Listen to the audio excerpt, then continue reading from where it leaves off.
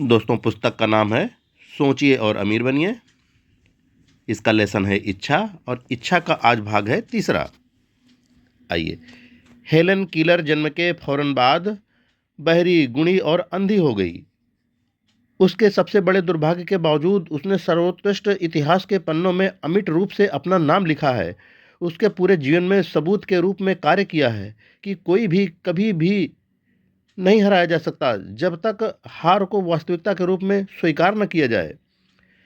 Robert Burns एक अनपढ़ ग्रामीण लड़का था। वह गरीबी से शापित था और इसके साथ साथ वह एक शराबी के रूप में बड़ा हुआ था। दुनिया उसके रहने के कारण एक बेहतर जगह बन गई थी, क्योंकि उसने कविता में सुंदर विचारों को पिरोया था। इस तरह उसने एक कांटा तोड़ा और इसकी जगह पर एक गुलाब लगा दिया था। बुकर टी वाशिंगटन जाति और रंग से विकलांग गुलामी में पैदा हुए थे, क्योंकि वे सहिष्णु थे। सभी विषयों पर उनके विचार खुले थे और वे एक स्वप्नदर्शी इंसान थे। उन्होंने एक पूरी नस्ल पर सदा के लिए अपनी अच्छी छाप छोड़ी। बीथेवन बहरे थे, मिल्टन अंधे थे, लेकिन उनके नाम तब तक रहेंगे जब तक समय रहेगा, क्योंकि उन्होंने सपना देखा और अपने सपनों को संगठित विचार में परिवर्तित किया। अगले अध्याय पर जाने से पहले अपने मन में नए सिरे से आशा की रोशनी, विश्वास, साहस और सहिष्णुता जागृत करें। यदि आपके पास दिमाग की ये स्थितियां और वर्णित सिद्धांतों पर कार्य करने का ज्ञान है, तो बाकी और जो कुछ आपको चाहिए, जब आप इसके लिए तैयार होंगे, वह आपके पास आ जाएगा। इमर्सन अपने विचार इन शब्दों में व्यक्त करते हैं: हर कहावत एक किताब, हर पर्याय जो सहायता और आराम के लिए आपसे संबंधित है, खुले या घुमावदार मार्ग से निश्चित रूप से घर आ जाएगा। हर दोस्त जो बहुत शानदार नहीं होगा, लेकिन उसकी आत्मा में महानता और करुणा करुणा होगी, तुम्हें अपने आलिंगन में संभाल कर रखेगा। एक चीज को चाहने और उसे पाने के लिए तैयार होने के बीच एक अंतर होता है। कोई भी किसी चीज के लिए तब तक तैयार नहीं होता जब तक उसे विश्वास न हो कि वह इसे हासिल कर सकता है। मन की स्थिति विश्वास की होनी चाहिए, मात्र आशा या इच्छा नहीं। ग्रहणशीलता विश्वास के लिए आवश्यक है। बंद दिमाग आस्था, साहस और विश्वास को प्रेरित नहीं करता। याद रखें, दुख और गरीबी को स्वीकार करने के लिए आवश्यक प्रयासों की तुलना में बहुतायत और समृद्धि की मांग करने के लिए जीवन में उच्च लक्ष्य के लिए कोई अधिक प्रयास की आवश्यकता नहीं होती है। एक महान कवि ने इस सार्वभौमिक सत्य को सही ढंग से इन लाइनों के माध्यम से कहा है: मैंने जीवन से एक पैसे के लिए सौदेबाजी की और जीवन ने कुछ ही अधिक का भुगतान नहीं किया। हालांकि मैंने शाम को विनती की जब मैंने अपने अल्प संचय की गिनती की, क्योंकि जीवन सिर्फ एक मालिक है, वह वही देता है जो आप मांगते हैं। लेकिन यदि आप एक बार आपने मजदूरी निर्धारित कर ली, फिर क्यों आपको कार्य वहन करना चाहिए? मैं एक सेवक के भाड़े पर काम किया, केवल निराशा जानने के लिए। मैंने जीवन से जो भी मजदूरी मांगी होती, जीवन ने स्वेच्छा से चुका दिया होता। हेडिंग: इच्छा प्रकृति की मां को पराजित करती है। इस अध्याय के लिए एक उपयुक्त शिखर के रूप में मैं सबसे असामान्य व्यक्तियों जिन्हें आज तक मैंने जाना है में से एक का परिचय कराना चाहता हूँ। मैंने उसे पहली बार 24 साल पहले उसके पैदा होने के कुछ ही मिनटों बाद देखा था। वह कानों के किसी भी शारीरिक लक्षण के बिना दुनिया में आया और डॉक्टर पर राय देने का दबाव डालने पर उसने स्वीकार किया कि शायद बच्चा जीवन भर के लिए बहरा और गूंगा हो सकता है। मैंने डॉक्टर की राय को चुनौती दी। मुझे ऐसा करने का अधिकार था। मैं बच्चे का पिता था। मैं भी एक निर्णय पर पहुंच गया और एक राय प्रदान की, लेकिन मैंने अपनी राय चुपचाप व्यक्त की। अपने दिल की गोपनीयता में मैंने फैसला किया कि मेरे बेटे को सुनना और बोलना होगा। प्रकृति एक बच्चे को कान के बिना भेज सकती थी, लेकिन प्रकृति मुझे पीड़ा की वास्तविकता को स्वीकार करने के लिए प्रवृत्त नहीं कर सकती थी। मैं जानता था कि मेरे अपने मन में मेरा बेटा सुनेगा और बोलेगा। कैसे मैं विश्वस्त था, कोई तरीका अवश्य होगा, और मैं जानता था कि मैं यह खोज लूँगा। मैं अमर इमर्सन के शब्दों के बारे में सोच रहा था। चीज़ों का पूरा पाठ्यक्रम हमें आस्था रखना सिखाता है। हमें केवल आज्ञा मानने की ज़रूरत है। हम में से प्रत्येक के लिए मार्गदर्शक है, और धीरे धीरे सुनकर हम सही शब्द सुन लेंगे। सही शब्द, इच्छा। किसी भी अन्य चीज़ से अधिक मैंने इच्छा की कि मेरे बेटे को एक बहरा गूंगा नहीं होना चाहिए। उस इच्छा से मैं कभी पीछे नहीं हटा, एक पल के लिए भी नहीं। कई साल पहले मैंने लिखा था, हमारी एकमात्र सीमाएं वही होती हैं जो हम अपने मन में स्थापित करते हैं। पहली बार मुझे हैरानी हुई कि वह बयान सत्य था। मेरे सामने बिस्तर पर पड़ा एक अभी अभी पैदा हुआ बच्चा बच्चा था, सुनने के प्राकृतिक उपकरणों से विहीन। भले ही वह सुन और बोल सके, वह स्पष्ट रूप से जीवन भर के लिए विरूपित था। निश्चित रूप से यह एक सीमा थी जिसे उस बच्चे ने खुद के मन में स्थापित नहीं किया था। मैं इसके बारे में क्या कर सकता था?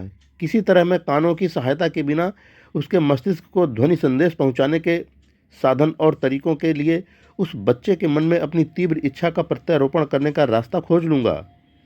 जितनी जल्दी बच्चा सहयोग करने लायक बड़ा होता, मैं उसके दिमाग को सुनने की तीव्र इच्छा से इस प्रकार पूरी तरह भर देता कि प्रकृति इसके लिए अपने तरीकों द्वारा इसे भौतिक वास्तविकता में बदल देती। इस सारी सोच ने मेरे अपने मन में जगह बना ली, लेकिन मैंने इसके बारे में किसी से बात नहीं की। हर दिन मैं एक बेटे का मूक बधिर होना स्वीकार नहीं करने की उस प्रतिज्ञा को दोहराता जो मैंने खुद से की थी। जैसे ही वह बड़ा हुआ और अपने चारों ओर की चीज़ों पर ध्यान देना शुरू किया, हमने देखा कि उसके पास थोड़ी मात्रा में सुनने की शक्ति है। जब वह उस उम्र में पहुंचा जहां बच्चे आमतौर पर बात करना शुरू कर देते हैं, उसने बात करने का कोई प्रयास नहीं किया, लेकिन हम उसके कार्यों से बता सकते थे कि वह थोड़ी थोड़ी कुछ आवाज़ें सुन सकता है। यही सब मैं जानना चाहता था। मैं आश्वस्त था कि यदि वह थोड़ा भी सुन सकता है, तो वह शायद अधिक से अधिक सुनने की क्षमता का विकास कर सकता है। फिर ऐसा कुछ हुआ जिसने मुझे आशा दी। यह पूरी तरह से एक अनपेक्षित स्रोत से आया था। हमने एक बिट्रोला खरीदा। जब बच्चे ने पहली बार संगीत सुना, वह परम आनंद में चला गया और तुरंत मशीन को हथिया लिया। जल्द ही उसने उसमें से कुछ निश्चित रिकॉर्ड्स की अपनी पसंद प्रदर्शित की। टिप्परेरी का रास्ता लंबा है। एक अवसर पर बिट्रोला के सामने खड़े होकर डिब्बे के किनारों को दांतों से जोर से पकड़कर उसने वह हिस्सा 2 घंटे तक बार बार बजाया। उसकी इस स्वयं बनाई गई आदत का महत्व हमें कई सालों बाद तक स्पष्ट नहीं हो पाया था, क्योंकि हमने उस समय तक ध्वनि के अस्थिचालन के सिद्धांत के बारे में कभी नहीं सुना था। उसके द्वारा बिट्रोला का प्रयोग करने के बाद मैंने पाया कि जब उसके कर्णमूल या मस्तिष्क के आधार पर मैं अपने होठों से स्पर्श करके बात करता था, वह मुझे काफ़ी स्पष्ट रूप से सुन सकता था।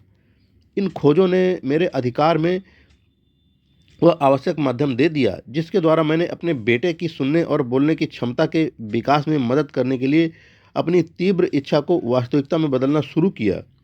उस समय तक वह कुछ निश्चित शब्दों को बोलने की कोशिश कर रहा था। यह दृष्टिकोण हिम्मत बढ़ाने से कोसों दूर था, लेकिन विश्वास द्वारा समर्थित इच्छा असंभव जैसा कोई शब्द नहीं थे। यह निर्धारित करने के बाद कि वह मेरी आवाज़ स्पष्ट रूप से सुन सकता है, मैंने सुनने और बोलने की इच्छा को तुरंत ही उसके दिमाग में भेजना शुरू कर दिया। मैंने जल्द ही खोज लिया कि बच्चे को सोने के समय की कहानियों में मज़ा आता था, तो मैं उसमें आत्मनिर्भरता, कल्पना और सुनने और सामान्य रहने की एक गहरी इच्छा के विकास के लिए बनाई गई कहानियों के सृजन के लिए काम करने लगा।